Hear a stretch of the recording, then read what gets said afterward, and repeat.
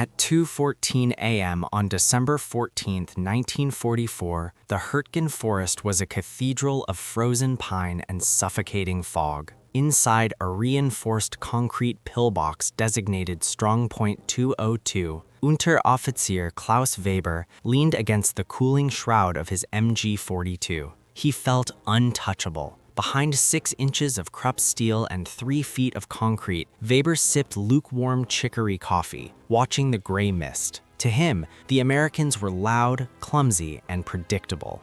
In the next 120 seconds, Klaus Weber would be dead. 40 yards away, Private Elias Thorn lay submerged in a freezing slurry of mud and half-melted snow. He wasn't holding a Garand, he wasn't clutching a grenade. He was holding a coil of high-tensile piano wire rigged to a discarded broom handle. This was a weapon the Allied High Command had explicitly forbidden. They called it unsoldierly, they called it barbaric. They threatened a court-martial for anyone caught with it. But on this night, Elias Thorn was about to prove that when doctrine fails, the forbidden becomes the only way to survive. This event would flip infantry tactics on their head, even if the history books were too ashamed to write it down. Elias Thorn didn't come from a line of warriors. He came from the deep woods of northern Maine.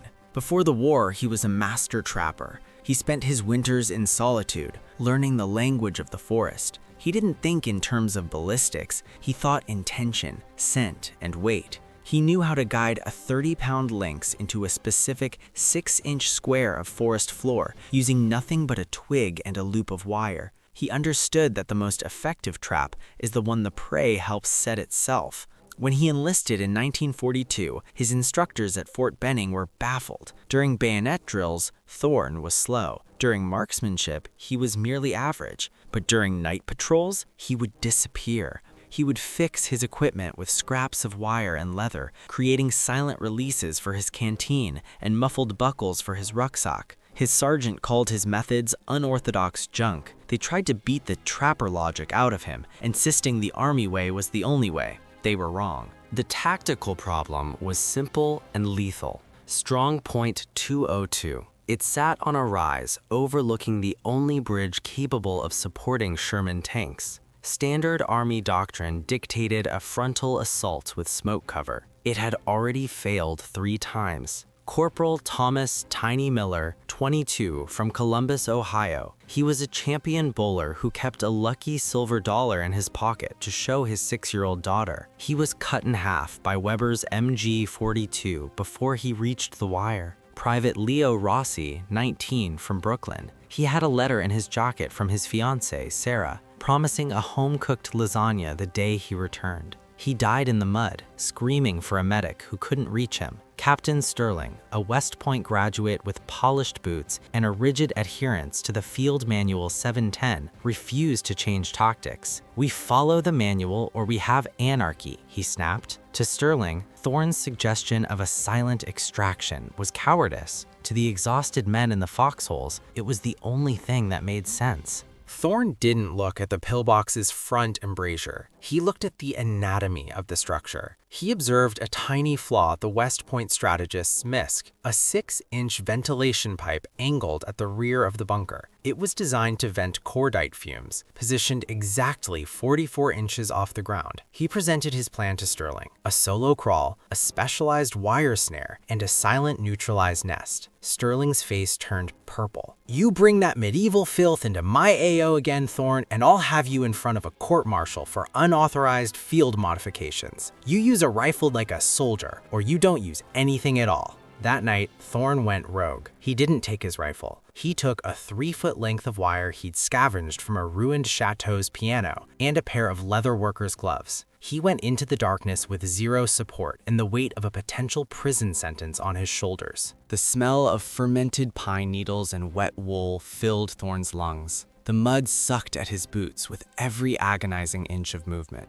He moved with the rhythm of the wind, freezing whenever the German spotlight swept the tree line. He reached the rear of the bunker. He could hear the muffled German voices inside, the clink of a glass, the cough of a smoker. Thorn measured the angle, 48 degrees. He fed the piano wire loop through the ventilation pipe, feeling for the resistance of the interior grate he'd seen through his binoculars. He used a small twig to prop the loop open, creating a killing circle precisely 14 inches wide. He waited. Klaus Weber stood up to stretch. He leans back, his neck passing directly under the vent to catch the cool night air. Thorne felt the vibration through the wire. He didn't hesitate. He wrapped the wire around the broom handle grip, braced his feet against the concrete wall, and pulled. The wire hissed. Weber's hands flew to his throat, but the snare was already buried in the soft tissue. No scream, only the frantic drumming of boots against the concrete floor. Thorne held the tension, his muscles screaming, counting the seconds of the struggle. 1 minute, 2. The drumming stopped.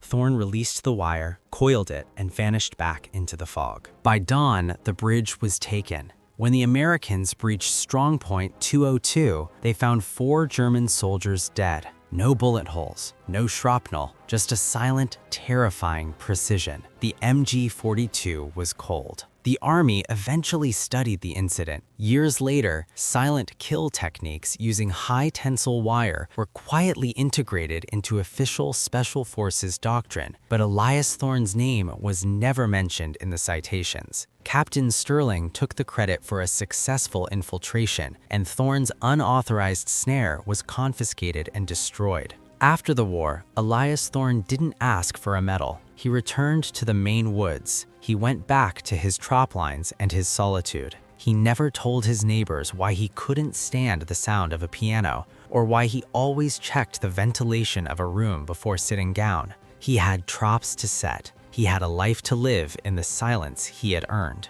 If you found this story compelling, please like this video. Subscribe to stay connected with these untold histories.